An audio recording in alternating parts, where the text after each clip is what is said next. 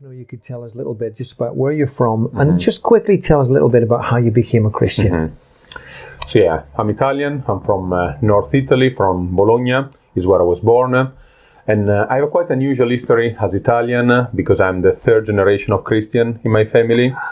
So Roman Catholicism for me is a second-hand experience.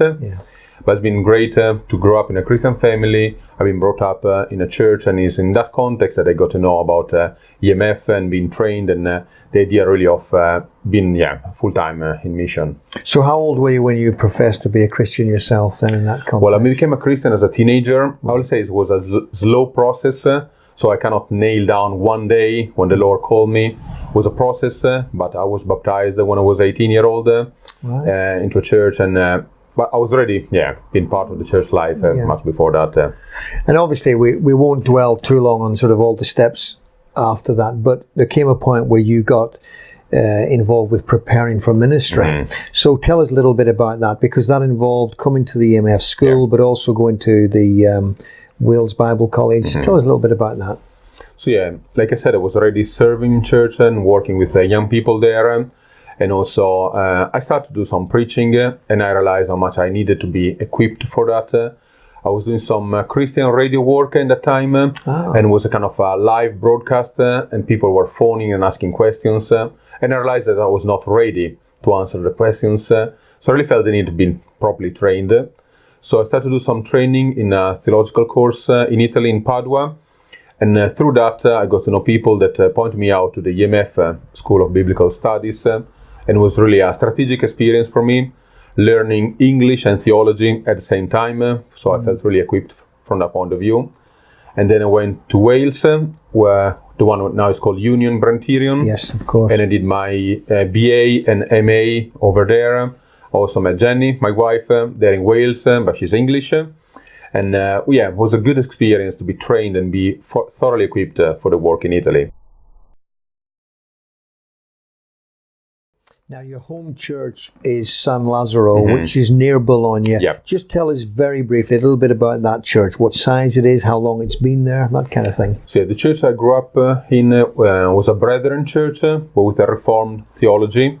So Joele, the pastor, at that time really discovered Reformation through reading Luther's books. And so, right from the beginning I had that kind of training. So I went back after my studies to be back there as a kind of assistant pastor position. And then I became one of the co-pastor in the leadership of the church. And it was through that that really got the vision for reaching out different part of Italy and moving more in a rural context. Just take us back a little bit, because the whole idea of how many communities there are in Italy, and just so that people appreciate just what's involved and how sparse evangelical churches are. So, like I was saying, I'm from Bologna, which is a city of about 500,000 people living there. And in Bologna itself, there are a few evangelical churches. But then when you move out a big city, there is virtually nothing.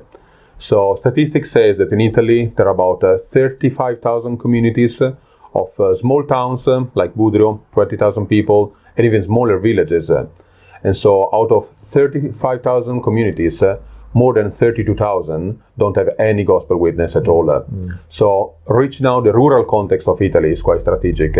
So Jenny and I really felt the burden to go in a small community, so moving outside of Bologna, going in Budrio, which is between Bologna and Ferrara, the two big cities in the area.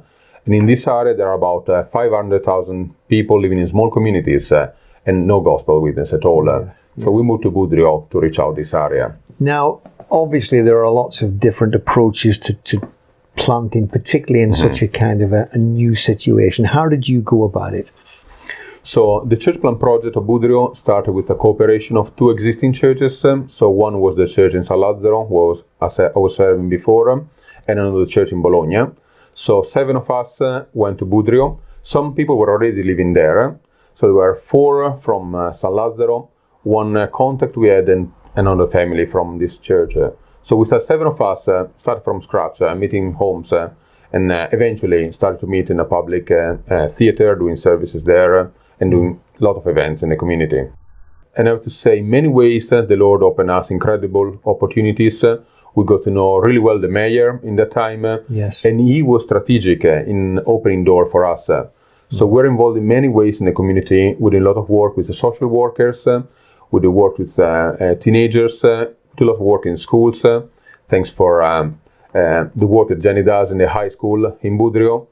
And in many ways, we really aim to reach out every generation and every context in Budrio. That's quite a challenge, isn't it? Now, 6-7 years on, how would you sum up the progress? So this year, in February, we celebrate the 5th anniversary of the church because we marked from the first public service held in the theater. And so 5 years ahead, the church has changed quite a lot. So now we are about 25 people, considering from the 2-year-old to the 81-year-old, which is my mother. And we're really blessed because we have every generation in church. And again, we focus on reaching out every context and every generation. So we're really feel encouraged by the work we've done with the migrant for the last 3 years. In Budrio, they opened a hub for underage asylum seekers and was the second biggest in the area. And again, due to the political situation now, that project has been closed and it was kind of a heartbreak for us, but then boosted the other doors that the Lord opened in the community.